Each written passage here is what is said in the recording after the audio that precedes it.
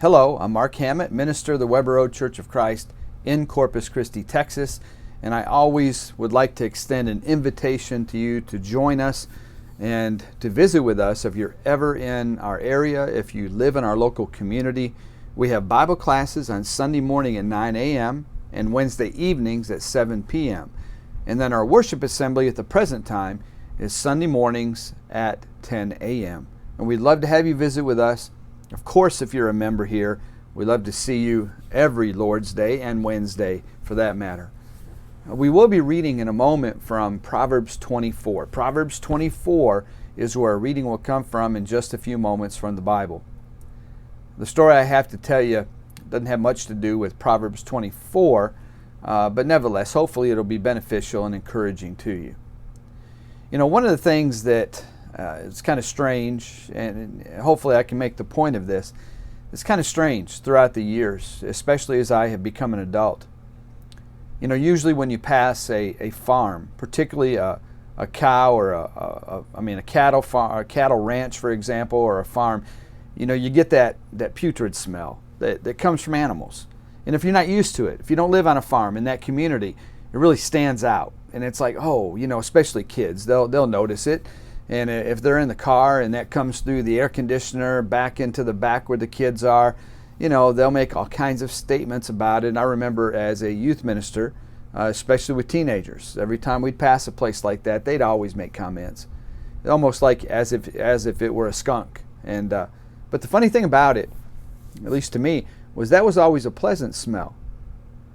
Believe it or not, when I would pass those farms that smelled like animals, it was something that brought back fond memories.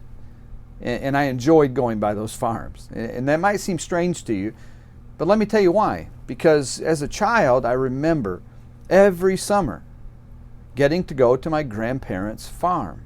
We lived in Michigan, they lived in Illinois, and it was always a treat to get to go there for a week and many times 2 weeks to visit the farm. My grandfather had cattle. For a time, he had pigs. And of course, the smell wasn't too pleasant at the time, but you get used to it.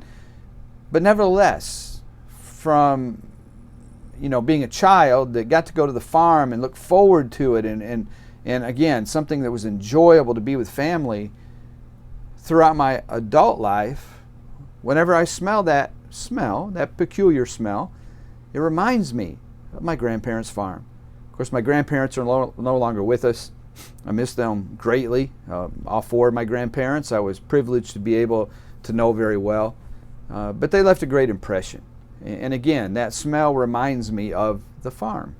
And you may have your own story to tell, such as this, something that reminds you of someone that's near and dear to your heart. Perhaps it could be a song. It could be a smell, as in my case.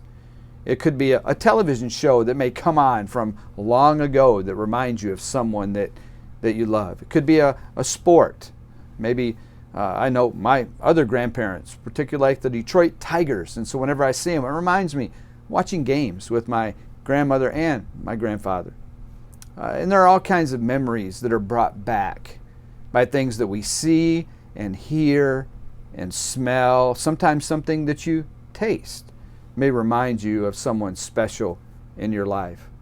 And so cherish those memories and make those memories today for your children and your grandchildren, so they will remember for a long time about how precious your relationship with them really can be.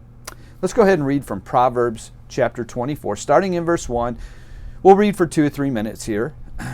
Be not envious of evil men, nor desire to be with them. For their hearts devise violence, and their lips talk of trouble. By wisdom a house is built, and by understanding it is established. By knowledge the rooms are filled with all precious and pleasant riches. A wise man is full of strength, and a man of knowledge enhances his might. For by his wise guidance you can wage your war, and in abundance of counselors there is victory.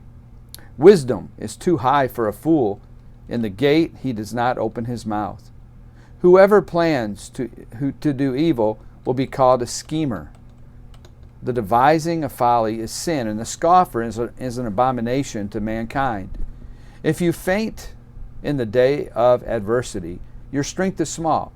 Rescue those who are being taken away to death. Hold back those who are stumbling to the slaughter. If you say, Behold, we did not know this, does not he who weighs the heart perceive it? Does not he who keeps watch over your soul know it?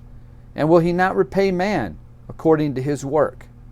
My son, eat honey, for it's good, and the drippings of the honeycomb are sweet to your taste. Know that wisdom is such to your soul. If you find it, there will be a future, and your hope will not be cut off. Lie not in wait as a wicked man against the dwelling of the righteous. Do no violence to his home. For the righteous falls 7 times and rises again, but the wicked stumble in times of calamity. Do not rejoice when your enemy falls, and let not your heart be glad when he stumbles, lest the Lord see it and be displeased and turn away his anger from him. Fret not yourself because of evildoers, and do not be envious of the wicked, for the evil man has no future. The lamp of the wicked will be put out. My son, fear the Lord and the king, and do not join with those who do otherwise. For disaster will arise suddenly from them, and who knows the ruin that will come from them both. It's been a pleasure to be with you, to share with you some memories that I had, and also to read from Proverbs 24. Hope you'll continue to study God's Word, continue to pray to God, work hard, be diligent in seeking to have a strong relationship with God through communication with Him through prayer, and let Him communicate with you through His inspired Word. And may the Lord bless you richly as you seek to follow His will.